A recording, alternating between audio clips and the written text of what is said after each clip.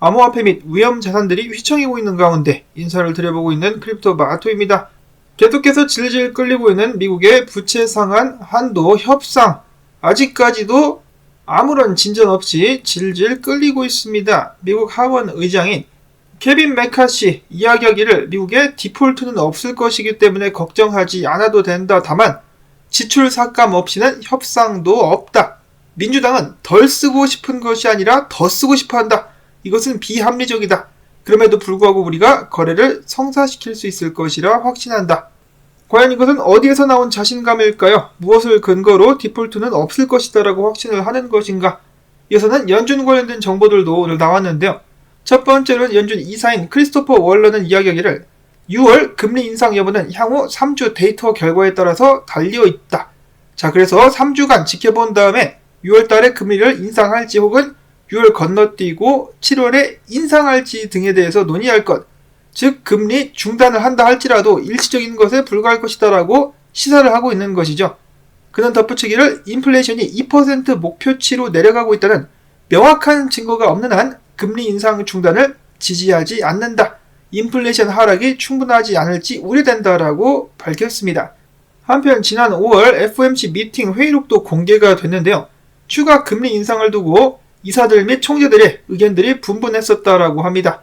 그래서 결론적으로는 데이터에 따라서 결정을 해야 되는데 금리 인하 가능성은 일단 낮아 보인다. 지금 당장 중요한 것은 부채 한도 위기에 대응할 준비가 되어 있는지, 그것이 중요한 것이기 때문에 이 부분에 대해서 논의를 했다라는 것인데요. 계속해서 인플레이션을 핑계로 금리 중단 및 인하는 힘들다라고 주장을 하고 있는 연준의 몇몇 총재들 및 이사들, 정석적으로 인플레이션을 낮추려면은 당연히 지출 및 부채를 줄여나가는 방향으로 움직이는 것이 맞겠습니다만은 미국 정부는 그럴 마음이 없기 때문에 연준에서 지금 바라는 바는 무엇입니까? 일자리를 다 괴멸시켜가지고 강제로 인플레이션을 내리는 것. 최근 백악관에서는 사람들에게 이런 경고를 했다라고 하는데요. 만약에 부채 상한 한도 협상에 실패하게 된다면 수백만 명의 사람들이 일자리를 잃게 될 것이고 엄청난 경기 침체가 오게 될 것이다. 이것이야말로 딱 연준이 바라는 것이 아니겠느냐라는 의견들이 많습니다. 백악관과 연준, 심지어는 공화당까지 진정으로 시민들을 생각하는 사람들은 있는 것인가? 그리고 부채 한도 협상이 성공적으로 이뤄진다 할지라도, 타결된다 할지라도 금융시장에 대한 충격은 여전히 피할 수 없을 것이다라는 예측들 나왔다라고 하죠. 그 말인 즉슨 부채 한도 상한 협상이 타결된다 할지라도 암호화폐라든지 위험 자산에 긍정적인 영향을 줄 것이라고 장담할 수는 없다라는 것입니다. 자, 아무튼 간에 혼란이 지속되고 있는 가운데 오늘 미국 증시 일제히 소폭 하락하는 모습이 보여지고 있는 가운데 달러는 홀로 상승 103.87포인트를 기록하고 있습니다. 슬슬 기어 올라오는 달러. 비트코인은 지금 현재 26,000달러 선까지 밀렸습니다. 26,251달러, 이더리움 1,800달러를 내주면서 1,789달러에서 거래가 진행이 되고 있는 상황. 이어지는 뉴스 업데이트 보도록 하겠습니다. 미국 전체가 아작날 위기에 처했음에도 불구하고 계속해서 암호화폐 시장만을 때리고자 하는 미국 정부기관들.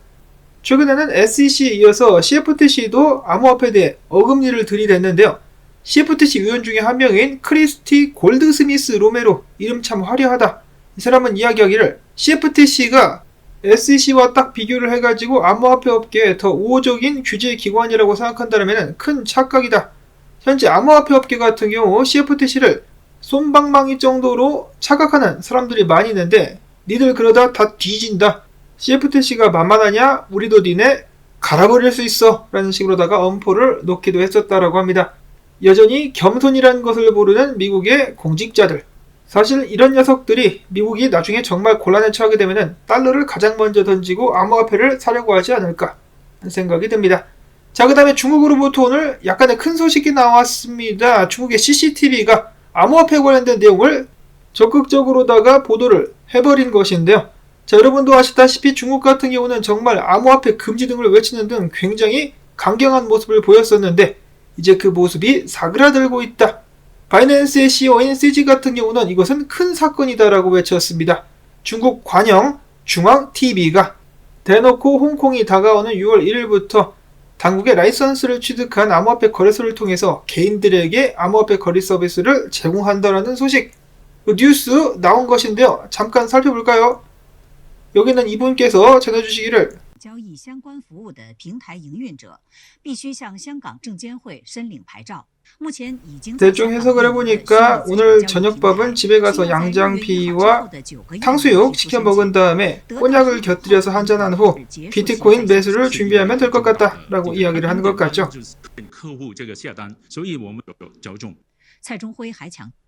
자, 과연 중국발 암호화폐 상승 올 수 있을 것인가? 미국 때문에 시장에 혼란이 가중되고 있는 가운데 중국이 암호화폐 시장을 좀 들어 올려줄 수 있을지 기대감이 솟구치는 가운데 홍콩의 최대 인터넷 은행인 GA뱅크 같은 경우도 암호화폐 거래 출시를 준비하고 있다라고 밝혔습니다. 자, 홍콩발 상승 가져라고 다 함께 외치고 있는 상황. 다음으로 해서 마이클 세일러 같은 경우는 이야기하기를 알트코인들은 결국 증권으로 분류돼서 사라질 것, 비트코인만이 상승할 전망이다. 알트코인에 있는 자본들이 알트코인 망하면 비트코인으로 흘러들어올 가능성이 크다. 비트코인 간다. 반감기와 함께 비트코인만 상승 간다라면서 이기적인 발언을 좀 했습니다. 본인은 비트코인에 몰빵을 하고 있기 때문에 성공하려면 비트코인이 떠야 되니까 이런 발언을 하는 것이겠죠. 그러지 말고 우리 다 함께 사이좋게 좀 먹고 삽시다. 이어지는 비트코인의 동향 및 분석. 다음 반감기가 1년째 남지 않은 비트코인. 글래스노드는 이번에 다가오고 있는 반감기는 과거 반감기들에 비해서 뭔가 다른 점이 확연하다 라면서 이렇게 이야기를 했습니다. 이전 사이클 같은 경우는 반감기 전에 거래소들 내 비트코인 보유량이 증가되는 경향을 보였었다. 예를 들어서 두 번째 반감기 때 같은 경우는 거래소 지갑에 비트코인들이 102만 개 순 증가했었으며 세 번째 반감기 때 같은 경우는 197만 개나 물량이 늘었었다. 자, 근데 이번에 네 번째 반감기를 앞두고는 물량이 68만 개가 줄어들었다 라고 이야기를 한 것입니다. 자, 물론 작년부터 해가지고 이런저런 사건들이 있었죠. 그래서 사람들이 거래소의 비트코인을 보유하기보다는 스스로 셀프 커스터디를 진행하는 경향들이 많아서일 수도 있겠습니다만은 그와 동시에 최근에 있었던 일들, 거시경제 개판 및 달러가 힘을 잃어가고 있다 등등 때문에 장투자들이 더욱더 탄력을 받아가지고 비트코인을 계속 모으고 있다. 어설프게 팔기보다는 계속해서 사가지고 모아서 들고 가겠다라는 사람들의 숫자가 많이 늘어난 탓도 있을 것 같습니다. 이 상태에서 비트코인 가격이 떨어진다라면 더욱더 적극적으로 매입을 할 개미들도 많이 있지 않을까 생각이 드는데요. 닥터 프로핏 분석가는 이야기하기를 2011년 미국의 부채 상한 한도 관련된 문제가 터졌을 때 그때 당시 증시 같은 경우는 20% 하락했었으나 금 같은 경우는 20% 오히려 상승을 했었다. 자, 이런 상황에서 비트코인은 금을 따라갈까 증시를 따라갈까? 내가 봤을 때는 비트코인이 금을 따라갈 것 같다라고 이야기를 했습니다. 다가오는 부채 상한 한도 관련된 위기, 금 및 비트코인에게 유리하게 작용할 수 있을 것이라면서 기대를 하고 있었고, 자, 지금 현재 비트코인이 난항을 겪고 있는 가운데 바이낸스의 매수 매도벽 확인해보면은 26,000달러에서 25,000달러 사이 때까지 매도벽이 쫙 펼쳐져 있었으며, 매수벽이 펼쳐져 있었으며, 매도벽 같은 경우는 26,800에서 27,600달러 선까지 매도벽이 펼쳐져 있었습니다. 이 안에서 와리가리가 진행될 수 있겠다라는 것인데요. 큰 방향성은 과연 어느 쪽으로 기울게 될 것인가? 엘리지와 매크로 CRG 분석가 등등은 만약에 비트코인 가격이 25,000달러 선까지 내려간다, 25,000달러에 걸려있는 매수 주문까지 체결할 정도로 가격이 빠진다라면 더욱더 큰 폭의 하락이 남과 동시에 22,000에서 21,000달러까지도 내려갈 수 있지 않겠느냐라는 의견을 내놓기도 했었습니다. 자, 다음으로 해서 로만 분석가는 여전히 굉장히 긍정적입니다. 왜냐, 지금 비트코인이 지지선을 깨고 떨어졌으나 볼륨이 적다, 즉 거래량이 많이 붙지 않은 하락기이기 때문에 가짜 하락일 가능성이 있다. 나는 아직도 비트코인 상승을 준비하고 있는 것 같다라고 이야기를 했었습니다. 모바일 차트 분석가 같은 경우는 지금 좀 반등해가지고 단기적으로 27,816달러 위로 올라갈 수도 있지 않겠느냐라고 이야기를 했습니다. 그만큼 숏이 많이 몰렸으니까 숏 정리를 한번 할 것 같다라는 것이겠죠. 자, 근데 지금 현재 상황은 어떻습니까? 어디로 흘러갈지 알 수가 없습니다. 특히나 이 미국의 부채 상한 한도 협상 때문에 시끌시끌한 상황. 매수벽이 박살이 나면서 아래로 갈지 매도벽이 박살이 나면서 위로 갈지 알 수가 없다라는 것이죠. 이런 상황에서 투자자들이 집중할 수 있는 것은 바로 비트코인과 그의 펀더멘털, 비트코인 미래에 대한 자신감. 신뢰 등을 바탕으로 계속해서 투자를 이어나가는 수밖에는 없겠습니다. 자, 또 다른 분석가 테크뎁, 정말 유명한 떡상충이다라고 볼 수가 있겠는데요. 그는 내년 4월에 있을 비트코인 반감기 전후로다가 비트코인은 지금보다 500% 이상 상승할 수 있을 것이다 라고 전하면서 다음과 같은 차트를 공유했습니다. 최대 목표가는 16만 달러 정도가 될 수 있을 것. 지금 우리가 위치한 자리는 이 부근이라고 볼 수가 있겠네요. 이 부근부터 시작해가지고 쭉 올라가지고 16만 달러까지 가즈야라고 외치고 있습니다. 그렇습니다. 비트코인에게는 비장의 무기 반감기가 내년에 준비가 되어 있다는 것. 비트코인의 채택이 늘어나면 늘어날수록 비트코인 가격은 오를 수밖에 없는 이유이기도 하죠. 과연 앞으로 얼마나 더 많은 풍파가 닥칠지는 모르겠습니다만 이 점을 마음속에 꼭 새기면서 투자를 이어나가야 되겠습니다. 이어지는 기타 소식. 상하이 업그레이드 후에 이더리움 스테이킹 440만 개가 오히려 증가했다고 합니다. 자, 그러면서 기관들도 너도 나도 달려들어가지고 이더리움 스테이킹을 들이대고 있다는 소식들도 나오기도 했었는데요. 반면에 가격 같은 경우 아직까지는 그렇게 좋은 모습을 보여주고 있지는 못한 것 같습니다. 자, 그런데 비트코인에게 반감기가 있더라면 이더리움에는 뭐가 있다? 소각이 있다. 이더리움도 상승 가능성 충분하기 때문에 비트와 함께 마찬가지로 가장 안전한 베팅으로다가 포트폴리오에 꼭 들고 있는 것이 어떨까? 다음으로는 우리가 이더리움보다 훨씬 더 월등하다라고 자부심을 가졌었던 에이다 같은 경우 마찬가지로 가격은 저조한 모습을 보이고 있으나 고래들이 최근에 1500% 이상의 물량을 증가시키면서 다시 한번 축적을 이어가고 있는 것이 아니냐 하는 기대감이 들기도 했었다라고 합니다.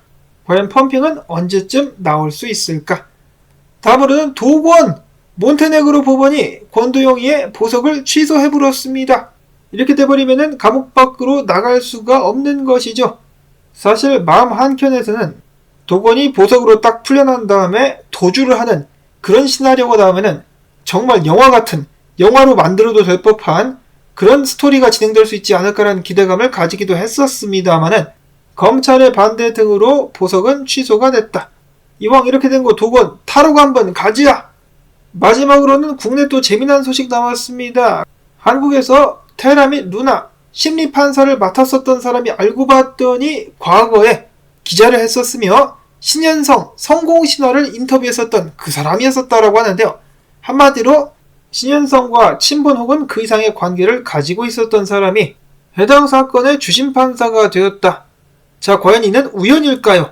해당 판사는 과거 신 대표를 이렇게 표현하기도 했었다라고 하는데요. 그는 사람의 정을 아는 한국 기업가, 한국인들의 심리를 잘 꿰고 있다라고 해석을 해볼 수도 있을 것 같은데요. 그러니까 이렇게 사기를 잘 칠 수가 있었겠죠.